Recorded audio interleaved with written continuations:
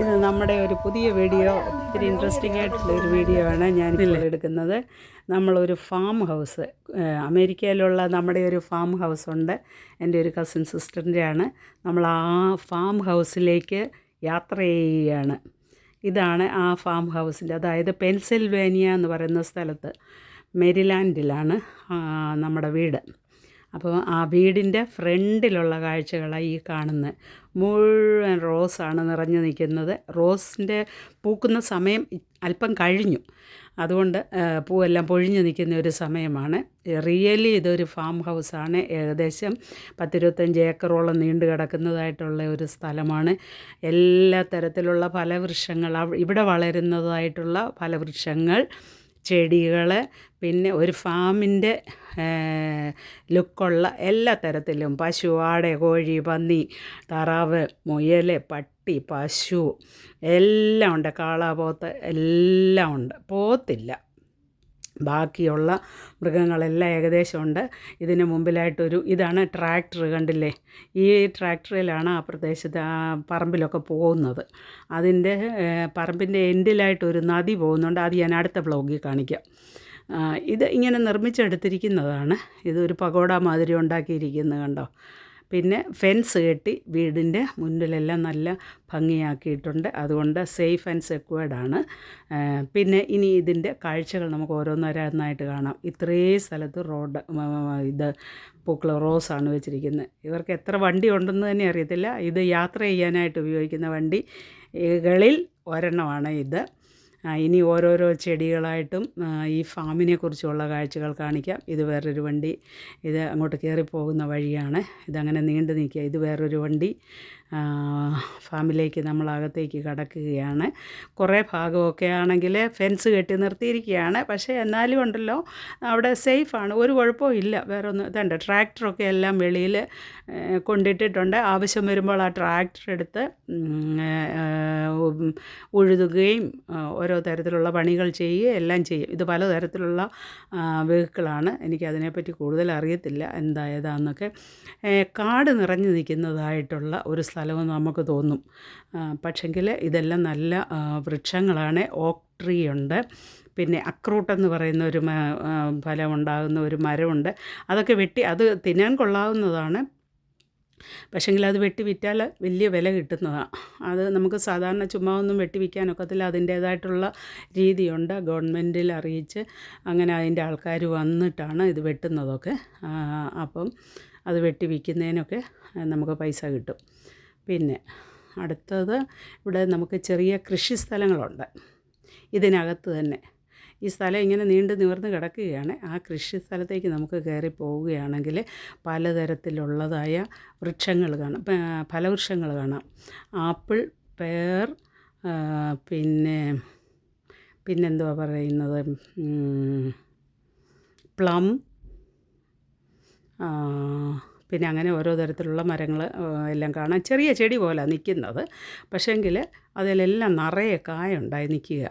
ഇതിവിടുത്തെ പച്ചക്കറി തോട്ടം. ഇത് ഇട്ടിരിക്കുന്നത് ഈ സൈഡിലായിട്ട് സ്ട്രോബെറി ഇട്ടിട്ടുണ്ട്. സ്ട്രോബെറി ഇങ്ങനെ ഉണ്ടാകുന്നതേ ഉള്ളൂ.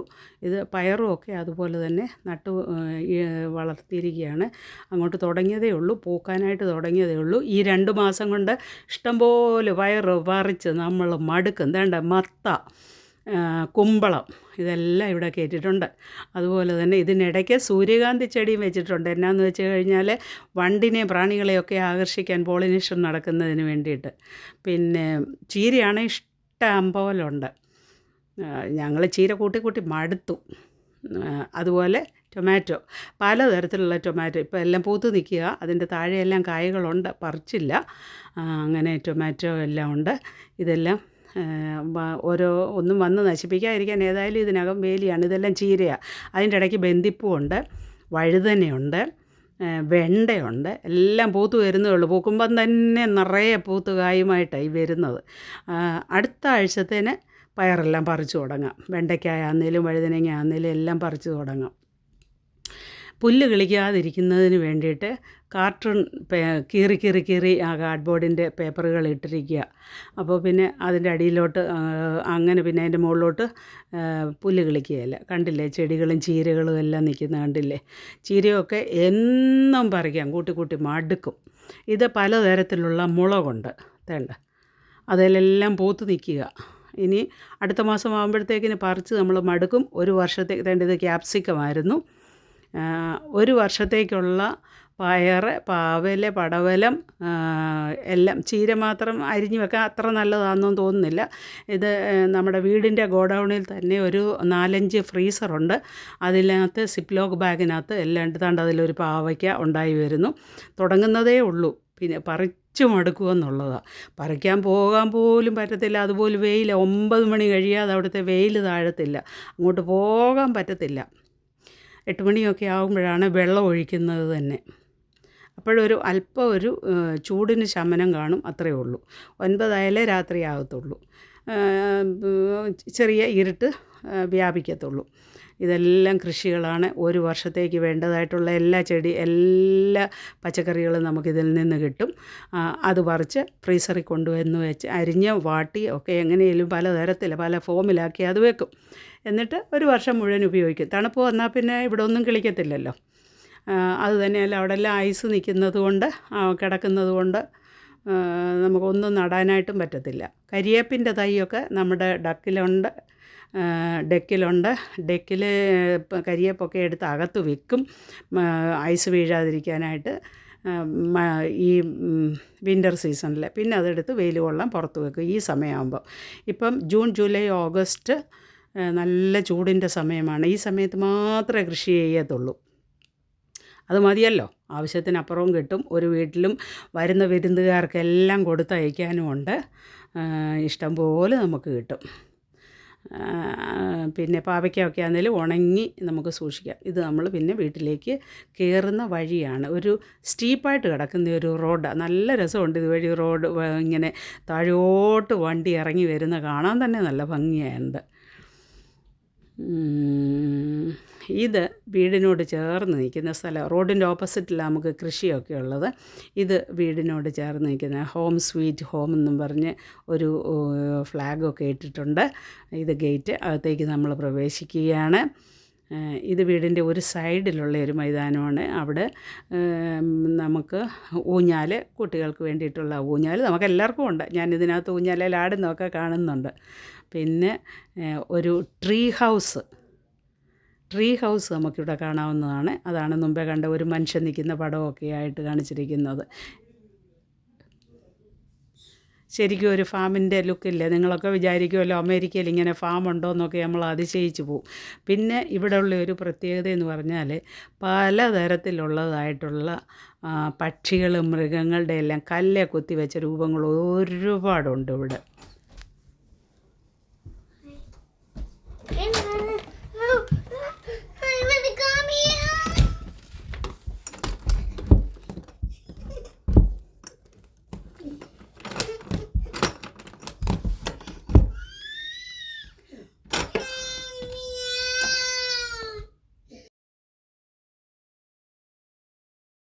പുറത്തു നിന്നുള്ള ഒച്ചപ്പാടാണ് കേട്ടത്, സോറി.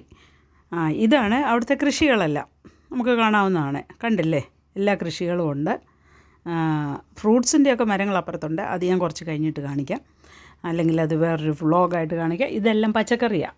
ടൊമാറ്റോ എല്ലാം പൂത്ത് നിൽപ്പുണ്ട്. താഴെ ചെറിയ ടൊമാറ്റോ ഉണ്ട്, പയറുണ്ട്, ബീൻസുണ്ട്, ക്യാപ്സിക്കം ഉണ്ട്, പച്ചമുളകുണ്ട്, കാന്താരിയുണ്ട്. ഇതെല്ലാം തന്നെ ആ ഫാം ഹൗസിൻ്റെ ഭാഗമായിട്ടുള്ള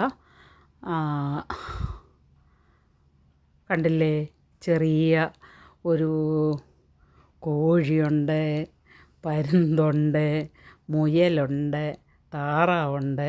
അങ്ങനെ പലതരത്തിലുള്ളതായിട്ടുള്ള രൂപങ്ങൾ അവിടെ കിടപ്പുണ്ട്. അതെല്ലാം സിമെൻറ്റ് കൊണ്ടുണ്ടാക്കിയിട്ടുള്ളതാണ്. ഇനി നമുക്ക് അങ്ങോട്ട് പോയാൽ ഇനി അടുത്തത് കാണാവുന്നത് ഇത് ട്രീ ഹൗസാണ്. ഞാൻ നേരത്തെ സൂചിപ്പിച്ചിരുന്ന പോലുള്ള ട്രീ ഹൗസാണ് മേളിൽ കാണുന്നത്. ഇത് വീടിനകത്തേക്ക് കടന്നു വരികയാണ്. ഇത് വെളിയിലായിട്ട് ഇരിക്കുന്നതിനുള്ള സൗകര്യങ്ങളുണ്ട്, ഊഞ്ഞാലുണ്ട്, ഇവിടെ ഒരു നല്ല പട്ടിയുണ്ട്. ആ പട്ടി ഇതെല്ലാം നോക്കുന്നതൊക്കെ മരമൊക്കെ അറുത്ത് വെച്ചിരിക്കുക ഓരോന്നൊക്കെ ഉണ്ടാക്കാനായിട്ട്. അതാണിത്. പിന്നുള്ള കാഴ്ചകളെന്ന് പറയുന്നത് ഇവിടുത്തെ ചെറിയ ചെറിയ മരങ്ങൾ പലതരത്തിലുള്ള കണ്ടോ, പട്ടിയൊക്കെ ഉണ്ടോ? ഇപ്പോൾ വീട് സൂക്ഷിക്കുന്ന പട്ടിയാണ്, പുറത്തെ പട്ടിയാണ്. അതല്ലാതെ തന്നെ ഫാമിൽ വേറെ പട്ടികളുണ്ട്. പശുവിനെ നോക്കാനായിട്ടൊരു പട്ടിയുണ്ട്, കോഴികളുണ്ട്, ഇതെല്ലാം ഉണ്ട്. എന്നാലും ഈ പട്ടി വീട് സൂക്ഷിക്കാനായിട്ടുള്ള ഒരു പട്ടിയാണ്. നമ്മൾ വീടിനകത്തേക്ക് കടന്നു ചെന്നാലത്തെ കാഴ്ച എന്ന് പറഞ്ഞാൽ എല്ലാം വീട്ടിൽ സജ്ജീകരിച്ചിട്ടുണ്ട്. അക്വേറിയമുണ്ട്. ഇത് കണ്ടോ, ഓരോ മൃഗത്തിൻ്റെയൊക്കെ കൊമ്പെടുത്ത് വച്ചിരിക്കുന്നതാണ്. പിന്നെ അതുപോലെ ഇത് തീ കായാൻ, തണുപ്പ് സമയത്ത് തീ കായാനായിട്ടുള്ള സൗകര്യമുണ്ട്. ഇവിടെ കൂടുതൽ സമയം തണുപ്പായതുകൊണ്ട് തീ കായാനായിട്ട് അങ്ങനെയുള്ള ഒരു ക്രമീകരണം ചെയ്തിട്ടുണ്ട്. ഫാമിലി ഫോട്ടോയാണിത്. ബെഡ്റൂം, താഴെ ഒന്ന് ലിവിങ് റൂമുണ്ട്. കണ്ടില്ലേ കൊമ്പ്, ഒരു മൃഗത്തിൻ്റെ കൊമ്പായത്. പിന്നെ അകത്തോട്ട് പോയാൽ ഇനി ഈ സൈഡിൽ കൂടെ അകത്തേക്ക് കിടക്കുന്ന കിച്ചൺ. ആ കിച്ചൺ തടി കൊണ്ടുണ്ടാക്കിയിട്ടുള്ള ഒരു ഡൈനിങ് ടേബിളുണ്ട്. ഇത് തീ കത്തിക്കുന്നതായിട്ടുള്ള പുക പോകാനായിട്ടുള്ള ഒരു ക്രമീകരണമാണ്. ഇത് ഒരു മരത്തിൻ്റെ കൊമ്പ് ഇങ്ങനെ ഡെക്കറേറ്റ് ചെയ്ത് വെച്ചിരിക്കുക. ഫുഡെല്ലാം ഓരോന്നോരോന്നായിട്ട് വരുന്നുണ്ട്. ഇവിടുത്തെ ഫുഡിന് ഒരു പ്രത്യേകതയുണ്ട്. ഇവിടെ വളർത്തുന്നതായിട്ടുള്ള ആട്, കോഴി ഇതിനെയൊക്കെയാണ് വെടിവെച്ച് കൊന്നിട്ട് അതിൻ്റെ മാംസമെടുത്ത് ശേഖരിച്ച് വെച്ച് ഒരു വർഷത്തേക്കത് ഉപയോഗിക്കുന്നുണ്ട്. ഇഷ്ടം പോലുണ്ട്. പശു, കാള ഇതിനെയൊക്കെ അറുത്തിട്ട് അതിൻ്റെ മാംസമെല്ലാം എടുത്ത് ശേഖരിച്ച് വെക്കും. ഇത് പുറത്തുള്ള ഡക്കാണ്. അതുപോലെ തന്നെ പ്രാവിനെയൊക്കെ ഇവിടെ വളർത്തുന്നുണ്ട്. എല്ലാ തരത്തിലുള്ള ജീവികളുമുണ്ട്. കണ്ടോ, ഇത് പ്രാവിൻ്റെ കൂടാണ്. ഞാൻ പറഞ്ഞിരുന്നില്ലേ ഒരു ഫാം ഹൗസാണ്.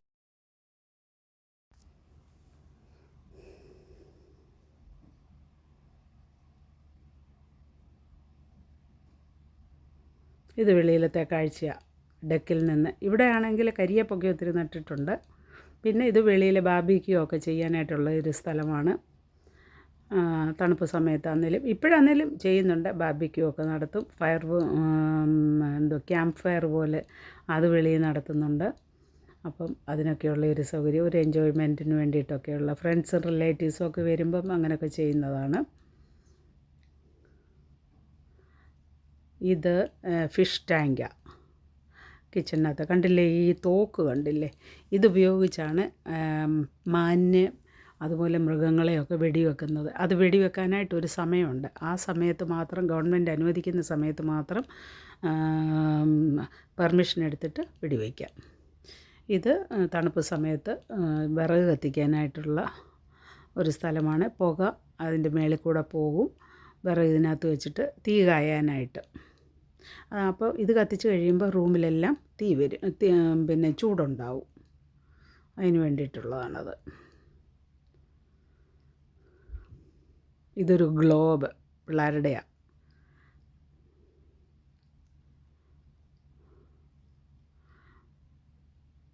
ഈ ബാഗ് ഉണ്ടാക്കിയതാണ്, ലെതർ കൊണ്ട് ഉണ്ടാക്കിയതാണ്. പിന്നെ കണ്ടില്ലേ, ഇത് എന്തോ മൃഗത്തിൻ്റെയൊക്കെ കൊമ്പാണ്.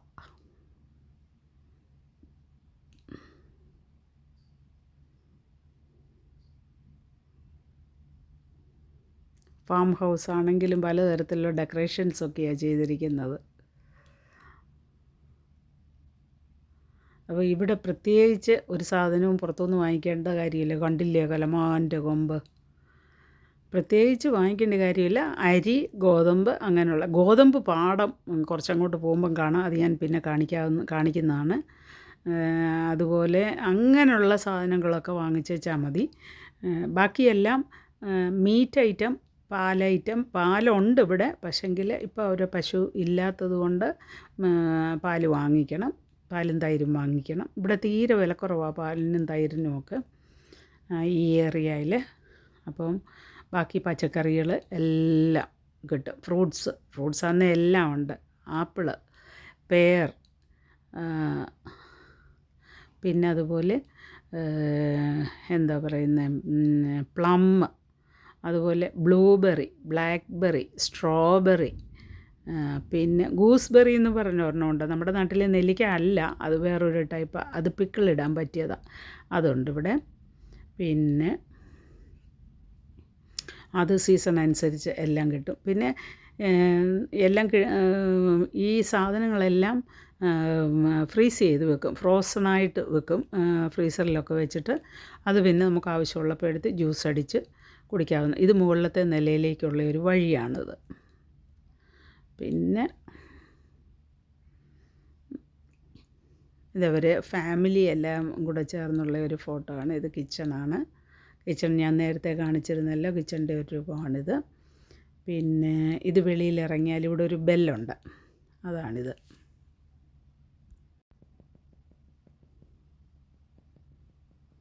ഇത് കാറ്റത്ത് നല്ല മ്യൂസിക്കാണ് ഇതിന്. ഇത് തന്നെ ഇങ്ങനെ അവിടുത്തെ കാറ്റ് വരുമ്പോൾ എപ്പോഴും കാറ്റുണ്ട്. അപ്പം നല്ലൊരു മ്യൂസിക്, ഒരു ക്രിസ്ത്യൻ സോങ്ങിൻ്റെ മ്യൂസിക്കാണ് ഇതുണ്ടാക്കുന്നത്. ഈ ബെല്ല് നല്ല ശ്രുതി മധുരമായിട്ടുള്ള ആണ് ഈ ബെല്ല് മ്യൂസിക്.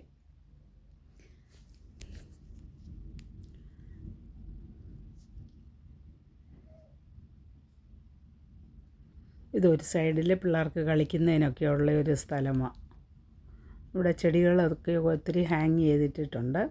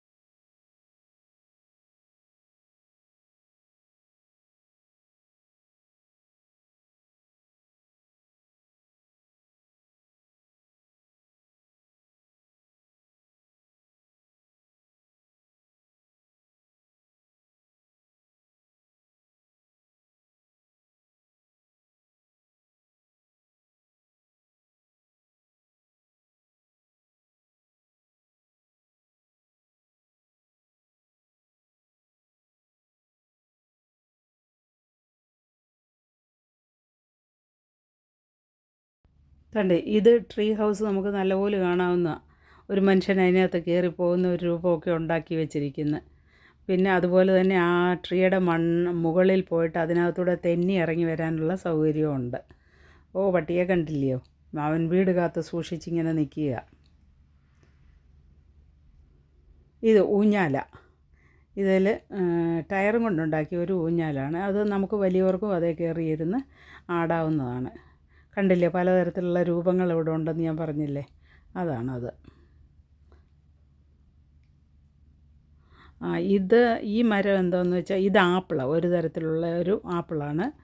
പിന്നെ ഇത് പ്ലമ്മ, ഇത് സോറി, ഇത് പീച്ചാണ്. പീച്ച്, ആപ്രിക്കോട്ട്, ഇതെല്ലാം ഉണ്ട് ഇവിടെ.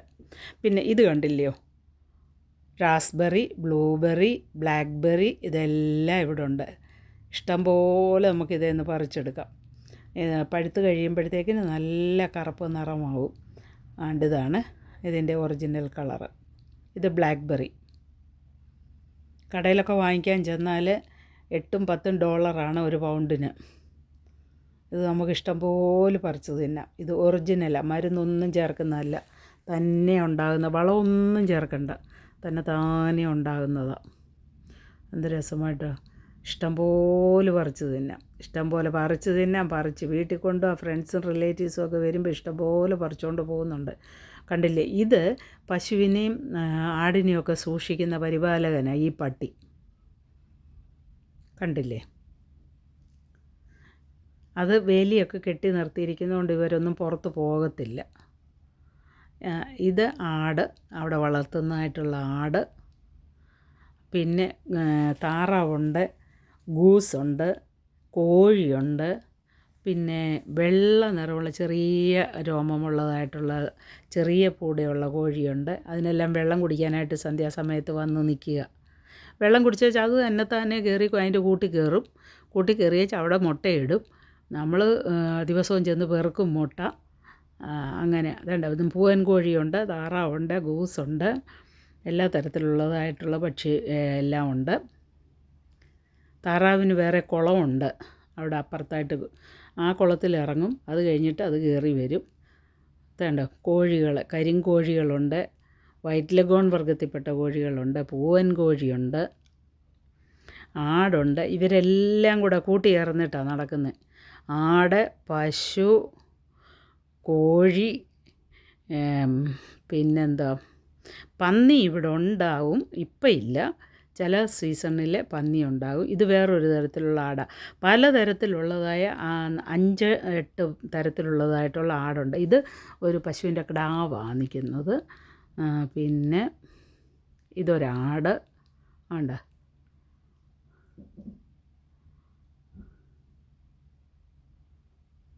കോഴിയുണ്ട്.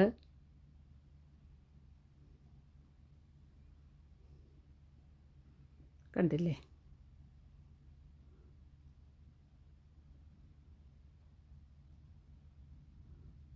ചുമ്മാ അങ്ങ് ഏക്കർ കണക്കിന് വെറുതെ ഭൂമി ഇങ്ങനെ അങ്ങ് കിടക്കുക. നമുക്ക് അത്യാവശ്യം ഉള്ളിടത്ത് മാത്രം കൃഷി ചെയ്യും. പിന്നെ ഈ ഭൂമി കിടക്കുന്നതെന്ന് പറഞ്ഞാൽ ഈ പക്ഷി മൃഗാദികൾക്കെല്ലാം വിഹരിക്കാനുള്ള സ്ഥലങ്ങളാണ്. അതിന് വേണ്ട തീറ്റി ഉള്ള ഒരു മുറി വെച്ചിട്ടുണ്ട്. അതിനകത്തുനിന്ന് കുറേശ്ശെ തീറ്റി എടുത്തിട്ട് കൊടുക്കും. കൂടുതലും പുല്ലാണ് ഈ ആടിൻ്റെയും പശുവിൻ്റെയും എല്ലാം തീറ്റി. പിന്നെ പട്ടിക്ക് നമ്മുടെ വീട്ടിൽ വരുന്നതായിട്ടുള്ളത് കണ്ടോ പശു. അടുത്ത വർഷം ഇതിനെ കൊല്ലും. എന്നിട്ട് അതിനെ അറുത്ത് അതിൻ്റെ ഇറച്ചിയെടുത്ത് ഫ്രീസറിലെല്ലാം ആട്ടി സൂക്ഷിക്കും. അത് ഒരു വർഷത്തേക്ക് ഏകദേശം കാണും. പിന്നെ ഗസ്റ്റൊക്കെ വരുമ്പോഴാണെങ്കിലും അവർക്കെല്ലാം കൊടുത്തയക്കും. അതിനൊക്കെ വേണ്ടിയിട്ടുള്ളതാണ് അത്. പിന്നെ ഈ പശുവൊക്കെ പുല്ല് തിന്നുന്നത് കൊണ്ട് അതിന് വലിയ നമുക്ക് കൊളസ്ട്രോളോ അങ്ങനെ ഒന്നും ഉണ്ടാകത്തില്ല. പിന്നെ അവിടെ ഒരു പാത്രത്തിനകത്ത് പൈപ്പ് തുറന്ന് വെള്ളം ഒഴിച്ചു കൊടുക്കും. അത് തന്നെ വന്ന് കുടിക്കും. അങ്ങനെയാണ് ചെയ്യുന്നത്. ഇത് വീടിൻ്റെ മുറ്റത്തുള്ളതായിട്ടുള്ള ഊഞ്ഞാൽ. നമുക്കതേ കയറിയിരുന്ന് ഊഞ്ഞാലിങ്ങനെ അത് തന്നെ ആടിക്കോളും. നമ്മൾ ഏത് ദിശയിലോട്ട് ആടുന്നോ ആ ദിശയിലോട്ട് പൊക്കോളും. പിന്നെ ഞങ്ങൾ തിരിച്ചു പോരാനായിട്ട് വരുന്ന വഴി പെൻസിൽവാനിയയിൽ നിന്ന് നേരെ ന്യൂയോർക്കിലേക്ക് വരികയാണ്. വരുന്ന വഴി. സന്തോഷം.